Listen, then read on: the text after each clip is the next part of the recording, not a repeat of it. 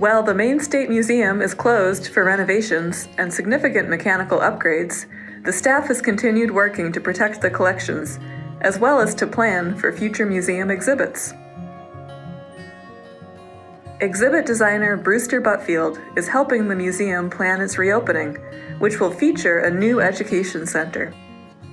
The center will be a great space for families and students to hang out, have fun, and learn something new.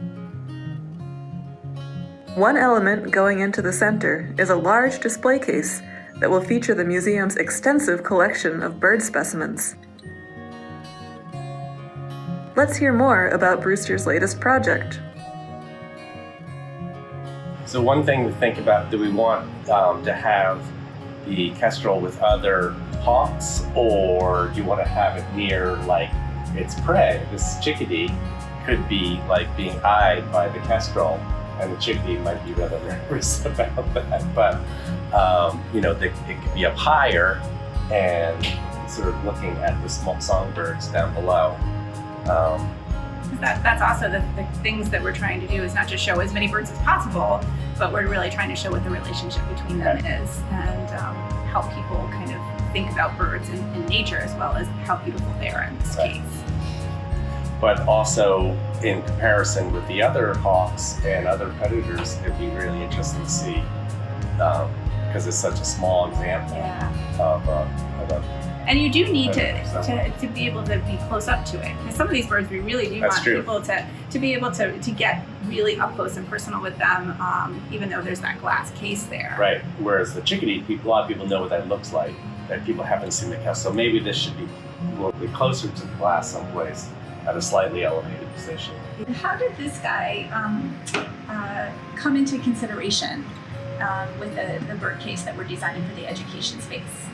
Well, and spatially, having this at the top of the case hanging is a great way to illustrate the flight and the structure of the wings. And also, I think it's really interesting the position of the claws and the talons and how they're going, how he or she is going to use those. I think one thing that we have to figure out is really how do we hang the osprey effectively. And can it be tilted at an angle slightly? There's a wire coming out of the back, so we have to figure out how to weight him in a sense. Weight it and camouflage that. It gives it more of a realistic, so that, and I think that the family and kids will really enjoy it, because it's kind of right at them. It's very dramatic. Exactly. That face kind of is pretty threatening. But it's going to be pretty high up in the air, about 8 feet in the air. So, you're going to have to sort of picture it's above your head. So this is going to be a really large case. It's a very large case. The glass is 8 feet tall on the case and about 4.5 feet wide. And so it's going to house, I think we have like 45 birds selected to put in that case. Some of them will be high, low. There's the great blue heron, which is really large, and then some of the little tiny birds, songbirds, and the hummingbird. So it's really going to be an interesting display. I was picturing the owls up higher in the back of the case, grouped together. But again, educationally, it's better the comparison between each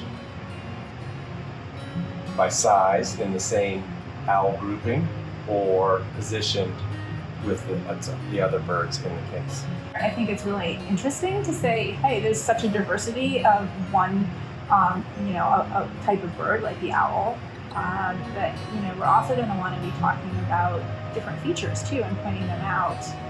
Like you can see that the claws and the eyes and the shape of the head all kind of talked about the fact that they are a predator.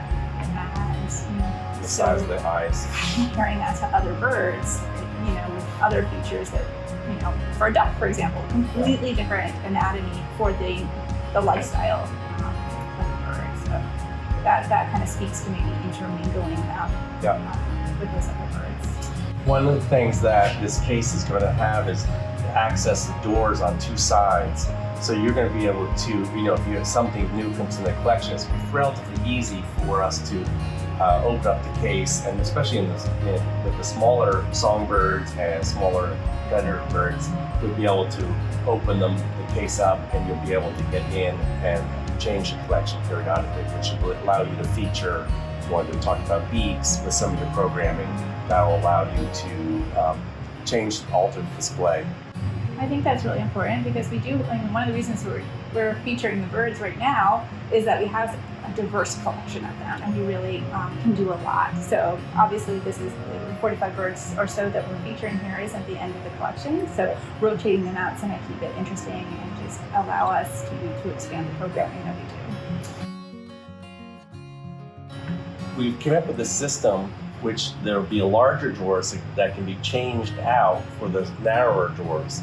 And all the objects, or each drawer will have a case, a box inside of it that you can prepare your specimens in that ahead of time and just swap them out. Hopefully the system is really going to work well for you to keep it, the program's really interesting. Yeah, and it gives it that feel of like a cabinet of curiosity, which, you know, that's one of the things that we're trying to do here is really pique students' curiosity and get them to explore deeper, even though we're just giving them a peek at what the science collections have. Now you want to just focus on species that are found in Maine. Yes. And all these are going to fit into the smaller drawers just fine. It's some of the larger eggs. I think they're not Maine birds, and that's one thing we want to see. And each one of these is going to have to be in a little mount that keeps it from moving around in that drawer. And so that's going to add to the space considerations. It'll be about 3 inches of total depth that we'll be allowing for the display.